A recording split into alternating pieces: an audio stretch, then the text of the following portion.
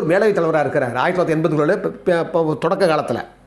அப்போ மேலவைத் தலைவராக இருக்கும்போது சட்டசபையும் இயங்கிட்டு இருக்குது. எம்ஜிஆர் சிஎம்மாக இருக்கிறார். அந்த நேரத்தில் மகாராஷ்டிராவில் உங்களுக்கு தெரியும், மராட்டிய சிங்கம், சுதந்திரம் எனது பிறப்புரிமைன்னு சொன்னாரே நம்முடைய சுதந்திரத்துக்காக பாடுபட்ட மராட்டிய சிங்கம் பாலகங்காதர திலகர், அவருடைய பெயரன். அப்போ அவரும் வந்து மராட்டியத்தில் மேலவைத் தலைவராக இருக்கிறார். யார்? அவருடைய பெயரன். அவர் வந்து இவருக்கு இங்கே இருக்கிற மேலவைத் தலைவர் மாப்போசிக்கு கடிதம் எழுதுறாரு. அதாவது நாங்கள் உங்களை வந்து சந்திக்கணும் அப்படின்னு சொல்லி.